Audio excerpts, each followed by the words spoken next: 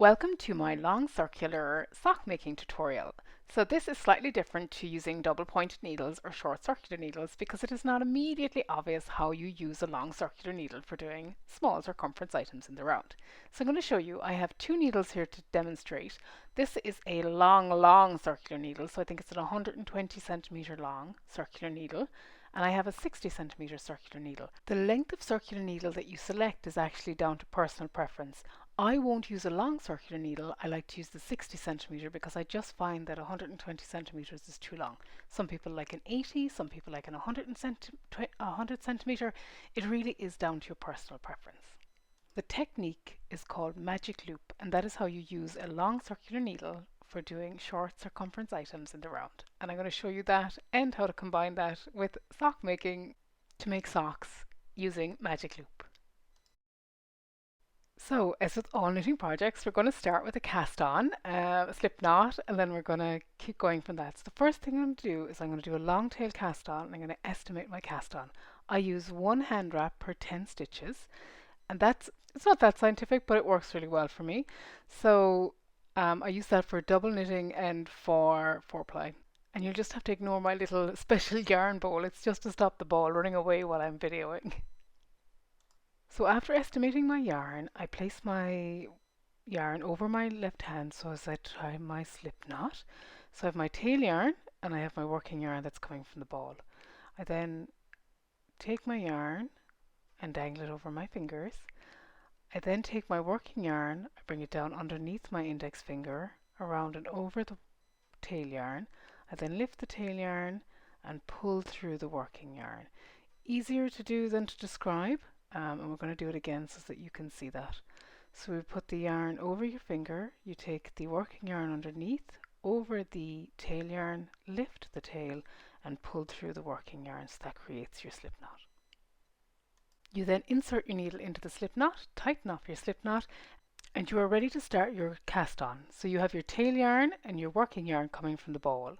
And then you take your fingers, you pinch your thumb and your index together and put them in between your tail yarn and your working yarn. Using the other 3 fingers on your hand, you grasp the yarn from beneath and pull them out your thumb and your index to make a little bit of space. And that's the position you start in when doing a long tail cast on. So you have a loop over your thumb and a loop over your index finger. Once you have your fingers positioned correctly, you are ready to do your cast on.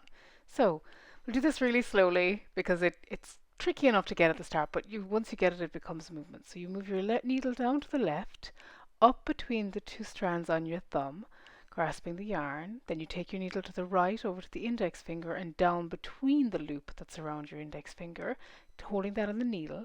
You come back through the loop that's around your thumb.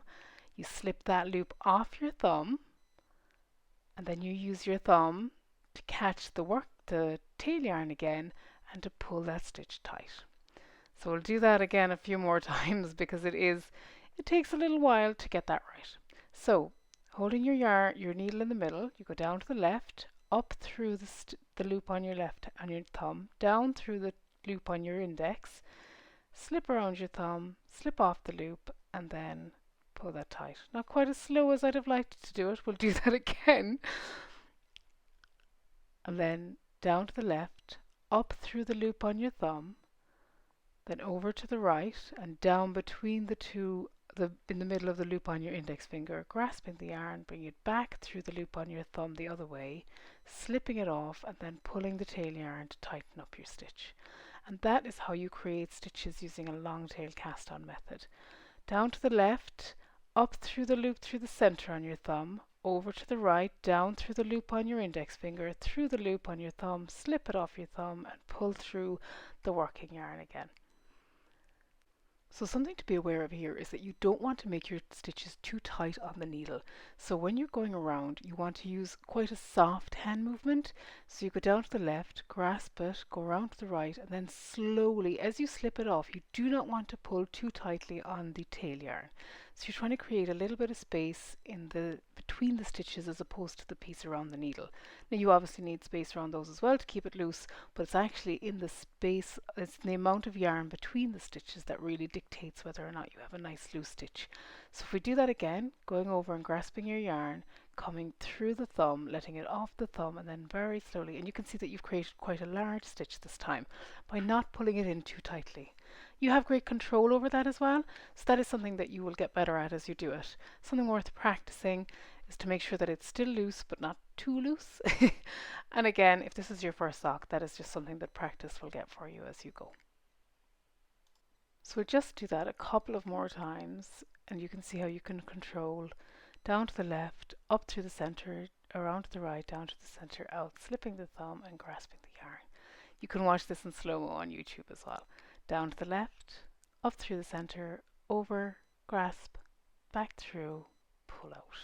Once you're comfortable with that, cast on the number of stitches for the size that you're making, and we'll come back then and show you how to join in the round. So I've cast on all 44 of my stitches, and we're about to start using the magic loop method. But before I do that, I'm going to cast on one extra stitch because this is how I like to join in the round. And I detail that in the PDF that goes with this tutorial, so you can see how that works. So what you do now is you get ready to convert your needle into a short needle. So you take all of your stitches and slide them off the hard needle of the circular needle onto the cable. And about halfway over, you bend over your stitches, and about halfway through, and it doesn't matter, you can change where this loop goes, is you part your stitches and pull through the cable about halfway, and you pull it through to create a loop out the back of your stitch. You can see how you have a smaller circumference that you'll be able to work once you get going. So then I take the stitches that I've separated out and I move them back onto the needles. Once you have them back onto the needles, then you can start positioning them for working in the round. It can be a little bit tight, and that's okay because this is a cast on round and it's something that you'll get used to. So the first thing you check for then is that you haven't twisted your stitches. And the way you do that is by looking at the bumps on either side. So here you can see that on one side they look the same as facing one another, and if you turn the needles over you'll be able to see the little bumps from the cast on side that were there. So it's quite obvious that they're not twisted, and that's a good sign at this point. Something else to be aware of as well with magic loop is that your stitches can get very tight as well, and you have to move them up and down, and the reason for that is that some of the slack goes out of the stitches and into the space between stitches when they're on the actual cable part of the needle rather than on the rigid part of the needle. And that is just, again, a feature of magic loop. You pull your stitches out as you pull them onto the needle, and that corrects the size of your stitches. The next thing to note for magic loop is that you will have the stitches that you're going to work next on your left hand needle for right hand knitters. So you're going to have that on your left hand needle, and you're going to have your working yarn at the top of your right hand needle ready to go before you join in the round. That changes slightly when you're working in the round. So what I do, and this is a quirk of how I do my joining in the round, you'll see me moving my one stitch that I cast on extra over to the other side, and I do that to make joining in the round a little bit easier. Once you have positioned your yarn and positioned your stitch on the other needle, you're ready to take the needle out of the stitches that won't be worked until the end. So you pull your needle through about halfway along the cable, so you have half of the cable at the bottom and half of the cable at the top, and then your needle is brought around and positioned to work the two stitches together. So as you're positioning your needle, you will see that it's only got part of the cable out above it, and that is just enough so that you can bring it round and insert it in to pick up those stitches. You also need to be aware of where your working yarn is, because you do not want that to be in between when you do the join. So I'm now going to go back and put in the stitch marker that I forgot when I was doing this. So I'm going to put a stitch marker in to indicate the start of the round, and that's very important. And now I'm going to knit the first stitch of my round. I knit the two stitches together, and that is what secures it for working in the round. Give it a nice pull. You don't want it to be too tight, but you don't want it to be too loose either. We talk about a little bit more about that in a minute. So you will then continue on working your rib. So do 2 knit stitches, and now at this point I pull it through. And this is slightly different to the other methods that I'm using, and the reason I'm pulling it through is because I want to avoid creating a little gap between the first and last stitches of the round. So even though I've knit them together, when I do magic loop I always bring them round so that it kind of eases the strain until I've started doing a couple of rounds, and then I'll move my start of round marker back to the start of the round. So this time I'm going to go in and I'm going to do a purl stitch, and you'll see that I come in from the other side of the needle as I go in. Instead of going in from the front of the cable, I come in from the top side. And the reason for that is that that makes my stitch shorter as I'm doing my purl stitches. Apologies for this piece of the video, it's not quite as clear as I would like. I will remake it. So all I'm doing at this point is I am knitting and purling my stitches in the rib. So it's a 2x2 rib. So this is a part of the sock rather than just focusing on the magic loop. And what you're doing here is it's a 2x2 rib in this sock pattern. You could be doing this in a 1x1 rib, or you could be doing a corrugated rib, depending on the sock pattern that you're doing. So I continue on knitting about half the stitches off of the left needle onto my right needle. And then we're going to get to the next feature of magic loop. So once I've knit all of the stitches from the needle, I'm then going to stop for a little second. I leave go of my needle, and then I fix my tail. Of course, make sure your yarn is positioned correctly. And then what you're going to do, before you move the needle, the stitches off the right hand needle, you're going to pull the cable through to put the stitches that are going to be knit next onto the left hand needle again. Again, as I said before, they can be a little bit tight. The reason for that just means that your stitches need to be made a little bit bigger and manipulated because they've become smaller as they've gone onto the cable. It's okay, it's a little bit tight, but again, it's something that won't be a problem once you've done your first round. So you've now positioned your marker and you're ready to go. So now you take the stitches that you've just worked and you're going to pull the needle out the top of those as well as you did previously. You're going to position the needle because the next stitch is a purl stitch. You just happen to have stopped there, and you're going to get ready to purl. And you can see how that stitch has gotten smaller and it has created a gap in them, but that will even out as you go, and you can purl that stitch. So you're working all of the stitches that you haven't worked already from your left hand needle onto your right hand needle. Here as well is don't finish your stitch on the tip of the needle. You want to make sure that you finish it onto the body of the stitch, and that's particularly important for magic loop because you want to have your stitches the correct size, otherwise you're going to have problems when you go around to the cable part of it. Now I'm going to knit my rib. So this is my 2x2 rib of my cuff of my sock. And it's this tutorial is tricky enough because you're combining the magic loop elements, if you haven't done them before, with the steps of a sock, which are actually very straightforward. It makes it look a little bit trickier than it is, but it is, if you like if you like using this method, it's one that you can use for 2x2 socks, 2 at a time socks, excuse me, and it's something that people do like, so I wanted to show it. Even coming to the end of the first round of working in magic loop, I'm just going to purl the last 2 stitches, slip my marker, and then I'm going to knit the next 2 stitches of the first round just to keep the marker in position as I show you what we're doing. So I'm going to knit that stitch. I knit it through the back loop for some reason. Don't do that. And then you're ready to have a look at what we've done so far. So you can, if you pull the whole piece of the work back onto the cable, you'll be able to see that we've now created a small circumference knit in the round on our long circulars. It's not as obvious on magic loop when you're doing it what exactly it is. So now you can see, and you can check as well at this point, whether or not you've twisted your stitches as well. You can see that there is a bit of a gap there, and that is because I started the second needle of stitches on a purl. That evens out as you knit, but and this time you'll see me in the next round I'm going to change so that the first stitch of my second round is a knit stitch because it is tighter than the purl stitch. So once you've done that, I'm going to do that here now. You can see that I'm going to pull through the cable next to some knit stitches rather than by a purl stitch, so that I can tighten up that little issue that I have created there by purling into the stitch. Then you move your needle, your yarns, both sets of stitches back onto your needle, and you're going to get ready to knit the next round of rib using the magic loop technique.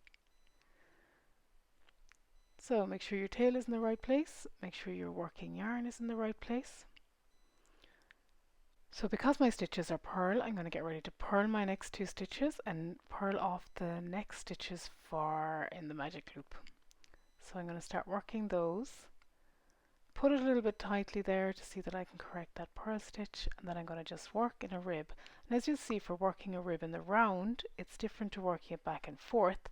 So what you're doing here is you are doing 2 knit stitches on top of 2 knit stitches and 2 purl stitches on top of 2 purl stitches, and that's how you work your rib stitch in the round, which is different to working it back and forth, where they would be alternate stitches on the different rows. Then you continue down to the end of the needle again and get ready to change.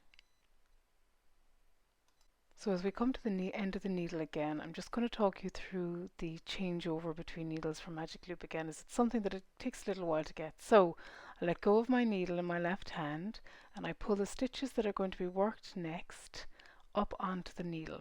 And I fix my tail as well. I'm probably going to have to cut a little bit of that off. You could also sew it in if it's bothering you. So I slip my stitches up, and again you can see there's a small bit of tightness. I then have the stitches I've just worked.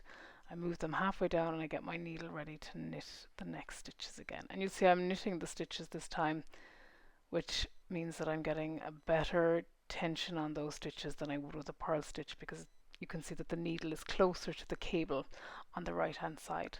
So I'm just going to finish this round and then I'm going to do the changeover again so that you can see what that looks like.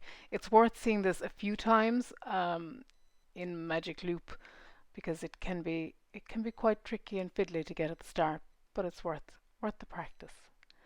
So I'm coming around again now, and this time instead of I've been through this twice, and I'm happy that I'm slipping my marker, and I'm happy that my 2 stitches, I actually pull them back to be worked next to the set of stitches that are on the cable. And the reason I do that is because I want to have a knit stitch first in my needles that I'm working rather than a purl stitch. I then take the stitches to be worked next, move them onto the left needle. I then position my yarn and then I pull through the needle again on the right hand side, position it to be working, and I knit the next stitch. Getting the movement right can take a little bit of practice, so I'm going to leave you to your practice. I'm going to finish my rib and I will be back shortly to show you how to knit the leg in stocking stitch using magic loop. So I'm now back. I finished my rib. Well, I'm about to finish the last few stitches of my rib, so I'm just going to take those through and then we can have a look at what this looks like once you've done a number of rows of rib, and it's definitely a lot easier to manipulate once you get that. And I've lost my round marker. I'll make sure I put that back in a second. So this is what it looks like. So this is now the cuff of your sock worked using the magic loop technique. You can see that a lot of the gappiness is gone, because as the technique settles in and you have more stitches, it becomes much easier to manipulate as you're going around. So the next thing we're going to do is we are going to get ready to work in the round again. So before we begin that, it's worth noting that as you begin the leg, there may be a couple of considerations depending on the pattern that you're following. You may be adding markers because you want to knit a particular panel and it tells you where in the round you need to do that. You might be adding some extra stitches or taking them away if the cuff stitches and the leg stitches don't correspond. You may also be going up or down a needle size depending on whether you're doing colour work or if you're doing something else. The pattern you're following will tell you. So the pattern for this tutorial doesn't require that, so we'll just get ready for working in the magic loop again. We'll put the loop through about halfway through the round, pull it through and pull your stitches back up onto your needles. Get them ready to work. Now I think so make sure that it's not on the wrong side. So if it needs to be switched over because you've already flicked out your cable, let's just get that position correctly. Yes, there we go. So it's on the right hand side, so your needle is ready to work. And then you put your stitch marker back in. Don't forget that because that is important. Then get ready to work. You've your yarn, pull back and ready to go. So stocking stitch in the round is slightly different to stocking stitch back and forth. So if you're used to knitting stocking stitch back and forth, you will know that it's a row of knit stitches and a row of purl. Now if you're knitting it in the round, it is all rounds of knit stitches because you're putting all your bumps to the back anyway because of the way that you're positioning, because the front of your work is always facing you. It's always right side out for the sock, and that's just worth bearing in mind as you do the stocking stitch in the round. Now as we come up to the end of the needle, it's very similar to doing it with the rib, except that it's a little bit easier because the next stitch is guaranteed to be a knit stitch. Let go of the needle, pull it back so that the stitches that you're going to work next are on the tip of your left needle. Then again, take out your right needle, making sure your yarn is ready to work correctly, and then position it for knitting. Position it nice and tight, not too tight though, keeping a nice even tension, and then you're ready to knit again. And that is how you do stocking stitch in the round using the magic loop technique. We're going to keep on knitting until we have the right leg length. So a little tip. What I'm going to do here is I'm going to pull my needle through early. And what that allows you to do is prevent any laddering or unevenness of tension if you're always keeping the cable going through the same part of it. As long as you know where the start of round marker is, you can pull your cable through or your needles through at any point, and that helps you get more evenness of tension. So what I'm going to do now is I'm going to knit my leg, and you should knit your leg depending on the patterns. And once you've done that, we'll be ready to turn your heel.